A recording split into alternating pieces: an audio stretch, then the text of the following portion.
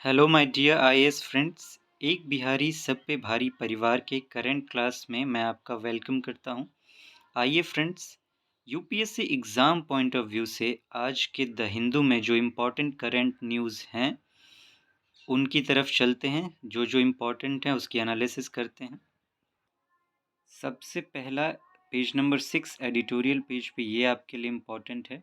आप जानते हैं कि फ्रांस के प्रेसिडेंट अभी हमारे रिपब्लिक डे के चीफ गेस्ट थे, तो हो सकता है एग्ज़ाम में इंडिया और फ्रांस के रिलेशंस पर पूछा जाए। तो देखते हैं, इसमें बताया गया है कि क्या-क्या इम्पोर्टेंट एस्पेक्ट्स हैं इंडिया और फ्रांस के रिलेशंस पे।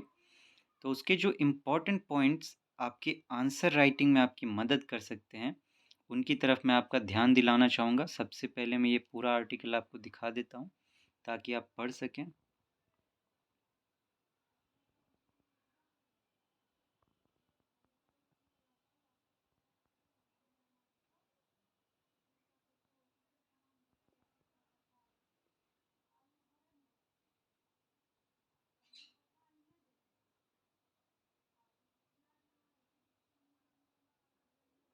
अब इसमें जो एग्ज़ाम में आपकी मदद कर सकते हैं आंसर राइटिंग में, उन फैक्ट्स की तरफ थोड़ा-सा ध्यान करते हैं।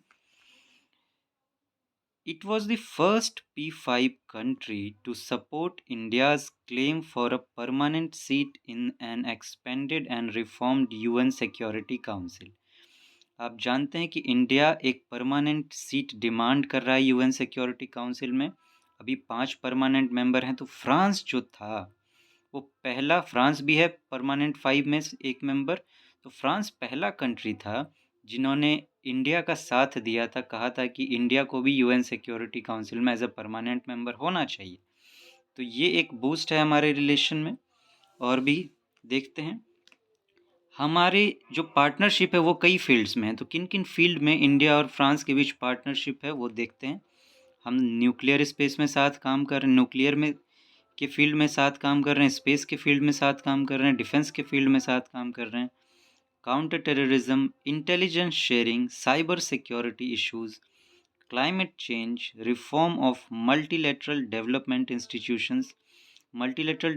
इंस्टीट्यूशंस जैसे वर्ल्ड बैंक हो गई, आईएमएफ हो गई, या यूनाइटेड नेशंस ही हैं, आर्टिफिशियल इंटेलिजेंस, इन सब फील्ड में हम साथ काम कर रहे हैं। तो ये इम्पोर्टेंस एस्पेक्ट्स ऑफ रिलेशंस हैं इंडिया और फ्रांस के। और भी देखते हैं क्या इम्पोर्टेंट फैक्ट्स है। अब दोनों के बीच में के रिलेशंस में एक बड़ा चैलेंज जो है वो देखा गया है, to take the partnership out of the government domains into the commercial and civilian spaces. ज़्यादातर जो हमारे रिलेशंस हैं वो गवर्नमेंट बेस्ड है, कि गवर्नमेंट टू गवर्नमेंट टॉक होती है, उन पर रिलेशंस, उन पर एग्रीमेंट्स होते हैं। कमर्शियल और सिविलियन फील्ड में उतना ज़्यादा कनेक्शन हमारा अभी नहीं बन पाया है, लेकिन उस पर जॉइंट वर्किंग ग्रुप्स बने हैं और काम हो रहा है। और भी कुछ बातें हैं, जैसे growing number of Indian students going to France for higher education. India से काफ़ी सारे स्टूडेंट्स अब फ्रांस जा रहे हैं हायर एजुकेशन के लिए। अभी की बात करें तो करीब 10,000 स्टूडेंट जो हैं वहाँ पढ़ाई कर रहे हैं इंडियंस। और टारगेट है कि 2030 तक 30,000 स्टूडेंट को वहाँ पे बुलाया जाए, ऐसा फ्रांस चाहता है और इंडिया भी उसके लिए तैयारी है। एक स्कीम चलाई गई थी, एक एग्रीमेंट हुआ था, young professionals scheme under the migration and mobility partnership agreement. Migration and mobility, कि लोग यहाँ से वहाँ, वहाँ से यहाँ आएंगे जाएंगे, यहाँ से वहाँ मूव करेंगे, उसके लिए एक एग्रीमेंट हुआ था, मोबिलिटी एंड माइग्रेशन पार्टनरशिप। इसके अंतर्गत एक स्कीम चलाई गई थी, यंग प्रोफेशनल्स स्कीम, कि जो यूथ हैं उनमें उनमें जो प्रोफेशनल्स हैं उनके लिए कुछ किया जाए एजुकेशन के फील्ड में, या प्रोफेशनली एक दूसरे को कनेक्ट किया जाए। यहाँ के यूथ वहाँ काम करें, वहाँ के यूथ यहाँ काम करें, तो इसके लिए ये स्कीम चलाई गई थी। और बात करें तो nearly 1000 French companies in India, अभी करीब 1000 फ्रेंच कंपनी इंडिया में काम कर रहे हैं।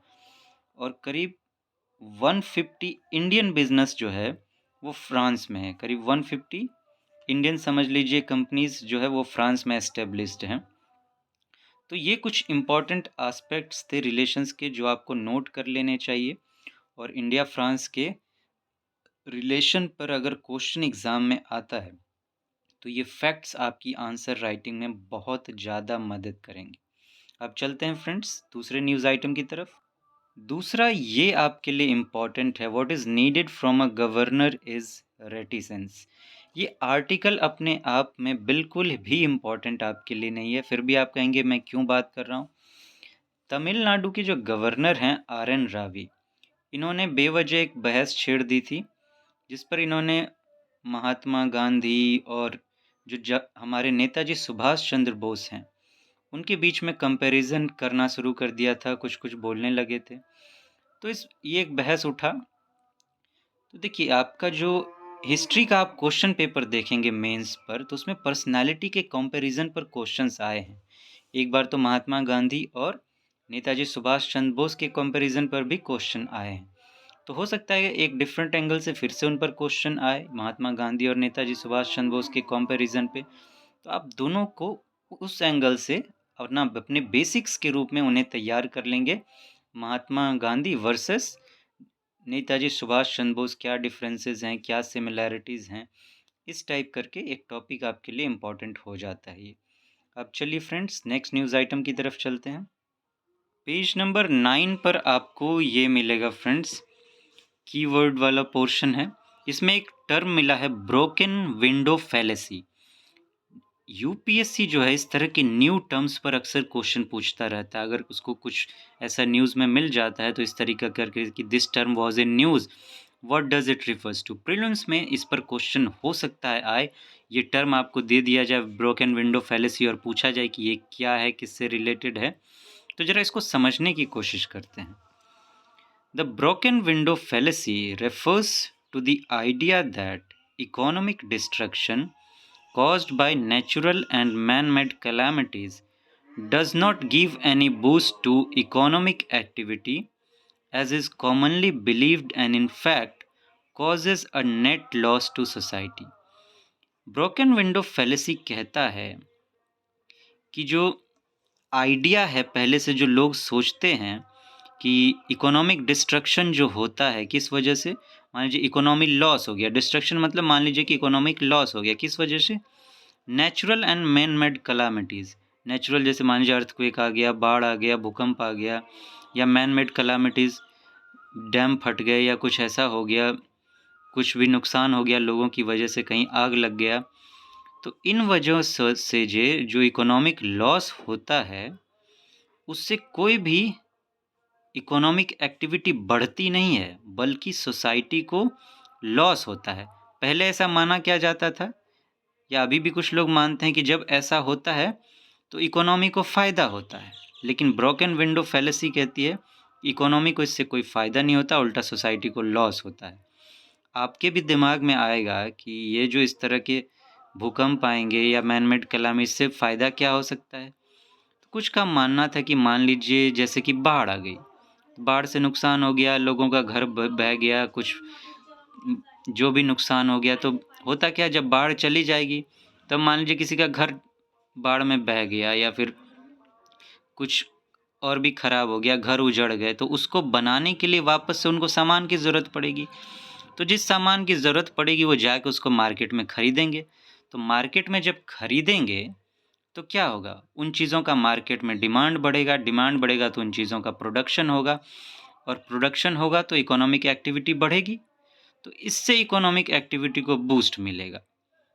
या फिर मान लीजिए, तो ये तो मैंने बात की एक नेचुरल, मान लीजिए फ्लड आ गई, इसी तरह कोई मैनमेड कलामिटी भी हो सकती है। मान लीजिए किसी के बचकानेपन की वजह से या किसी ने जानबूझकर ही ऐसा कर दिया, या गलती से ही मान लीजिए कहीं पे आग लग गई, नुकसान हो गया, घर में सामान जल गए, बर्तन ख़राब हो गए, तब वो चीज़ें वो ख़रीदेंगे, जाके दुकान में ख़रीदेंगे, तो इससे दुकान की मार्केटिंग बढ़ेगी। तो ये मानना था कुछ लोगों का।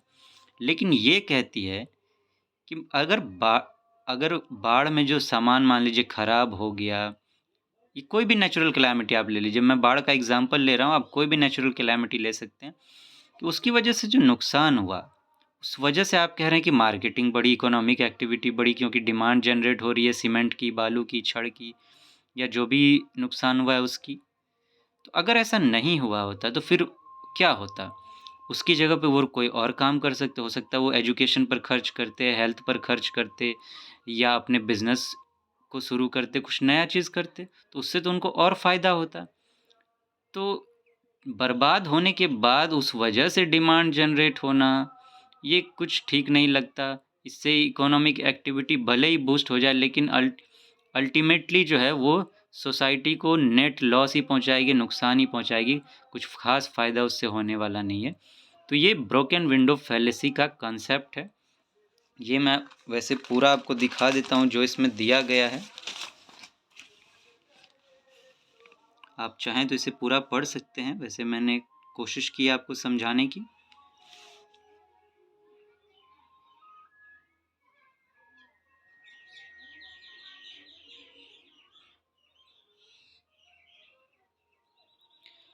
आज के द हिंदू की बात करें फ्रेंड्स, तो इतना ही आपके लिए इम्पोर्टेंट था। इसके अलावा मुझे कोई भी इम्पोर्टेंट नहीं लग रहा है यूपीएससी के एग्ज़ाम पॉइंट ऑफ व्यू से। तो फ्रेंड्स फिर मिलते हैं, तब तक आप अपना ख्याल रखें। Take very good care of yourself. See you soon. Thank you so much.